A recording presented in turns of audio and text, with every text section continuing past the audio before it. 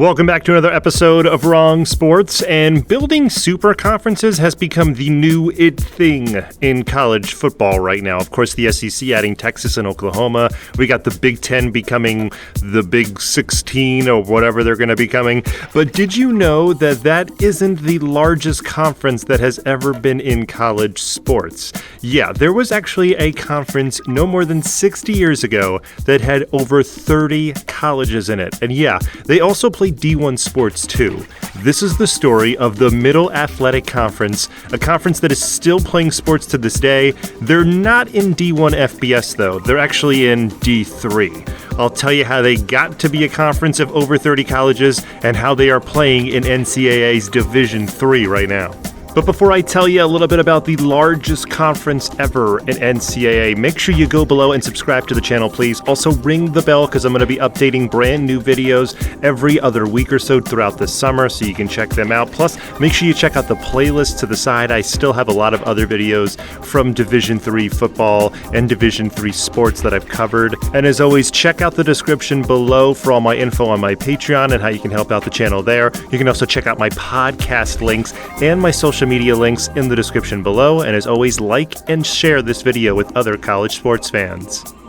Now, the Middle Athletic Conference was first formed as a track and field conference in 1913. It had track events running at Lafayette College over the next few years, and it isn't known how many colleges actually joined this early version, as some conferences accepted the invite to track events but didn't send a team, or didn't send one at least every year. It would get a little clearer, though, when these 13 colleges would meet to form, get this name, the Middle Atlantic States Collegiate Athletic Conference. And in this original 13, it consisted of Bucknell University, Drexel University, Franklin and Marshall College, Gettysburg College, Haverford College, Muhlenberg College, New York University, Princeton University, Rutgers University, Stevens Institute of Technology, Susquehanna University, Swarthmore College, and the University of Delaware. There would also be 5 schools that didn't attend but agree on this new conference plan. Those schools consisted of Columbia University, Johns Hopkins University, Lehigh University, Ursinus College, and Widener University. So now this makes 18 colleges in an agreement on a conference. But even though they had 18 teams, this really wasn't a conference. This was more of a light agreement of sorts, as not all of these schools would play each other in all sports every year, and I'll get more into that in just a moment. But let's get to how this conference got even bigger. It all started with what I explained already, as it had 13 original teams and then added 5 more, all of which happened before the 1930s, so this was a huge conference in the early days of college sports. They would have teams going in and out of the conference until it hit its largest point when going into the 1957-58 season, the conference would establish conference championships in a dozen sports, like wrestling, swimming, fencing, and soccer. Along with that, as of that point, the conference would have 37 member institutions. This also included a bunch of associate memberships, so that means they weren't full members, they didn't play in every single sport, they only played in a few. And due to having so many, they divided the conference into 2 divisions. There was a 12-member division called the University Division, and this was mostly made up of D1 or top division college sports teams, and I'll get more into that in just a moment. And then the other division consisted of 25 members, and they formed the College Division. This was mostly made up of colleges from Division II and Division III now. So now, with the conference having 2 divisions very uneven, it would get even crazier, as in the 1958 season, the conference would start to sponsor football, with 27 schools playing, and yes, there would be even more uneven divisions coming, as their solution was splitting up the schools into more divisions. They would have a division for their university schools like Delaware, Temple, Lafayette, Lehigh, Bucknell, Gettysburg, and Rutgers. These teams would all play against each other most of the time, but they would also play some colleges from the College Division, which were made up of schools that would be future D2 and D3 schools, like I mentioned earlier. And those teams in the College Division would then be split into 2 more divisions for a while, since there were upwards of 20 schools in that portion. Some of those schools were Lycoming, Wilkes, Widener, and Albright. So with more than 2/3 of the conference not really playing each other, or at least not all the time, it got really confusing keeping everything level, and it would get even worse soon. That was because, for one thing, in 1972, the NCAA would allow colleges to start playing freshmen. Before that time, they really only did it during World War II and during the Korean War in the early 1950s.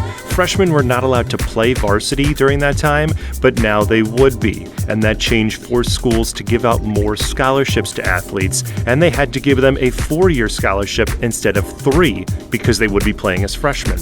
This change didn't sit well with a lot of colleges in the MAC because, as I mentioned already, the schools in the MAC were very different financially and size-wise.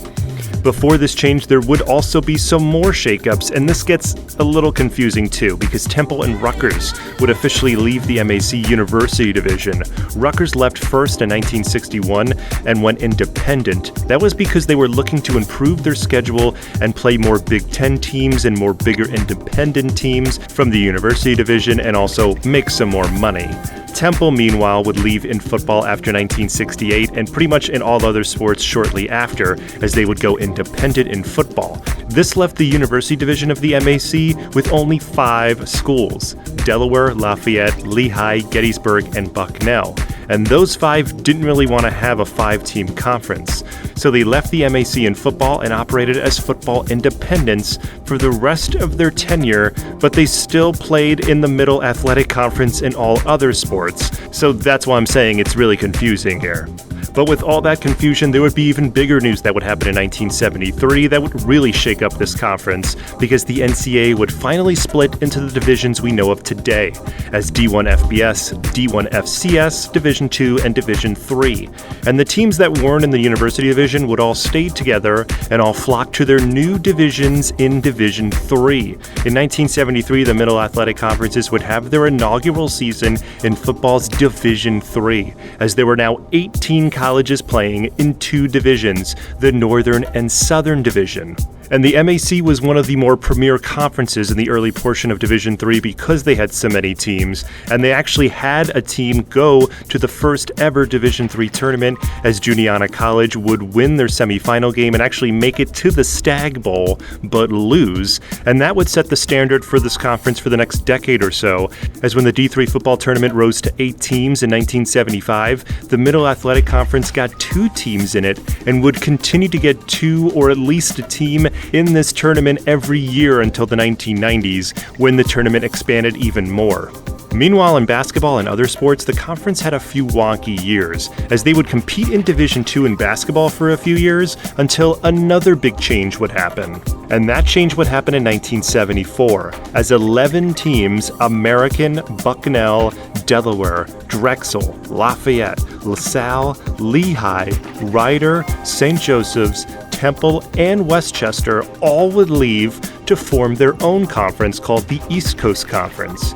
The reason for this was because all of these schools were in the University Division of college football, and since the NCAA was splitting into 3 divisions, these schools needed to figure out where they wanted to be, if they wanted to be a D1 school or not.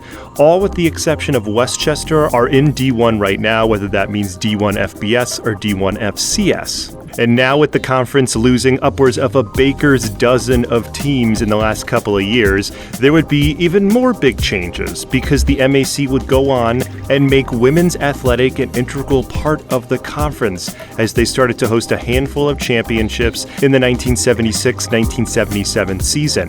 And also in 1977, they would put women on their executive committee. In addition, the conference managed to navigate these changes, but still had an issue with football, as they had way too many teams. They had 18 teams and divisions that were fairly uneven, because when the teams left to form that new East Coast Conference, it would leave the divisions all wonky. So because of that, they formed 2 more new divisions called the North and South Divisions, and proclaimed that they were a D3 conference in 1976. And there would be even more changing of divisions soon. And that would be because after about a decade or so of stability, there would be another big exodus happening in the early 1990s. This started because in 1981, there was the formation of the Centennial Football Conference, which was a football-only conference with 8 teams, all from the MAC, playing in it. But those 8 teams, along with another former MAC team, Haverford College, would break away from the MAC in all sports in 1991. So now the conference had 11 schools competing in women's sports and about 14 to 16 in men's sports over the next 10 years after that last big exodus. With Title IX and Division III being non-scholarship, they needed to even things out again. And to do this, they would form 3 conferences. Yes, they had 3 conferences at one point. They would have the MAC Freedom, the MAC Commonwealth, and the Middle Athletic Conference. So if you weren't already confused, get ready because it's going to be happening again. Because the MAC Freedom and Commonwealth conferences were used in sports like basketball and soccer, where 14 or more colleges from the MAC played as a whole. This basically gave the MAC 2 conference champions, as they got one from the Freedom and one from the Commonwealth. So if you look through standings of Division III basketball and other sports, you will see this conference give out 2 conference titles, one from the Freedom, one from the Commonwealth. This is the reason why. Meanwhile, the Middle Athletic Conference combines schools from both the MAC Commonwealth and MAC Freedom and is currently used in sports like cross country, in football especially, women's golf, ice hockey, and so much more. The conference would add and subtract teams when the 2000s hit, and at least 54 colleges and universities have called this conference home. But as of 2020, the conference has 18 teams, and with the Lone Star Conference recently adding a team to give themselves 19 teams, the MAC is no longer the largest, but now the second largest across all of college sports. But no conference can say they ever had 30-plus teams at one time in it. So that is some really cool history that only this conference can say.